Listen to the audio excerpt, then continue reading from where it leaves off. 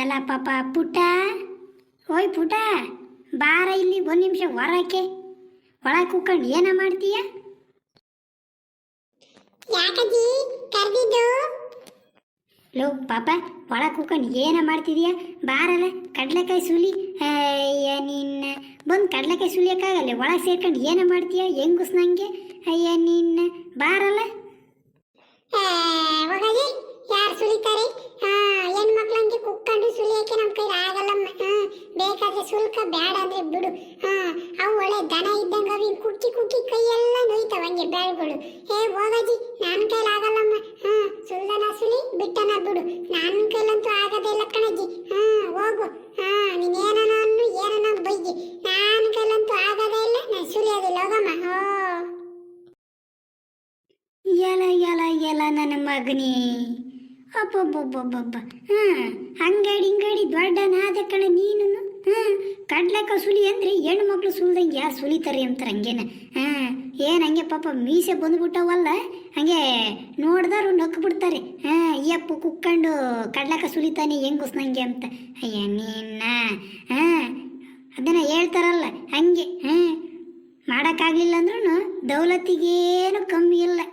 ನಿಗ್ರು ನೋಡಿ ನಿಗ್ರ. ಹಬ್ಬಬ್ಬಬ್ಬಬ್ಬ. ಕಡ್ಲೆಕಾಯಿ ಹುರ್ಕೊಡು ಅಂತ ಕೇಳ್ತೀಯ, ಆಮೇಲೆ ಹಸೆ ಕಡ್ಲೆಕಾಯಿ ಬೇಯಿಸ್ಕೊಡು ಅಂತ ಕೇಳ್ತೀಯ. ಅವಾಗ ಸುಲ್ಕೊಂಡು ತಿಮ್ಮಕ್ಕೆ ನಿನಗೆ ಕೈ ನೋವು ಅಲ್ಲೇನಪ್ಪ? ಕಡ್ಲೆಕಾಯಿ ಸುಲಿಬೇಕಂದ್ರೆ ನಿನಗೆ ಕೈ ನೋವು. ಹಬ್ಬಬ್ಬಬ್ಬಬ್ಬಬ್ಬ. ಏನು ನಾಟಕ ಆಡ್ತೀಯೋ? ಬಣ್ಣೆ ಹಚ್ಚುದಲ್ಲೇನಿ? ಹಬ್ಬಬ್ಬಬ್ಬಬ್ಬಬ್ಬ. ನೀನು ಹಂಗೆ ಬಲ್ತ್ ಕಡಿದ್ಯಪ್ಪ ಇಷ್ಟವಷ್ಟನೇ.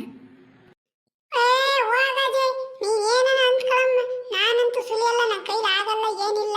ಹೆಂಗನ ಮಾಡ್ಕ, ಸುಲ್ದನ ಸುಲ್ಕ, ಬಿಟ್ಟನ ಬಿಡ್ಕ.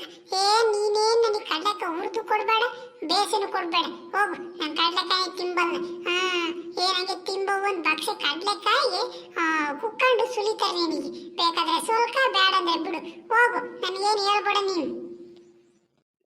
ಎಲ್ಲ ನನ್ನ ಮಗನೇ, ಹೋಗ್ಲಿ ಬಿಡಪ್ಪ ಅತ್ತ. ಸುಲಿಲ್ಲ ಅಂದ್ರೆ ಹಾಳಾಗಿ ಹೋಗ್ಲತ್ಲಾಗತ್ತ.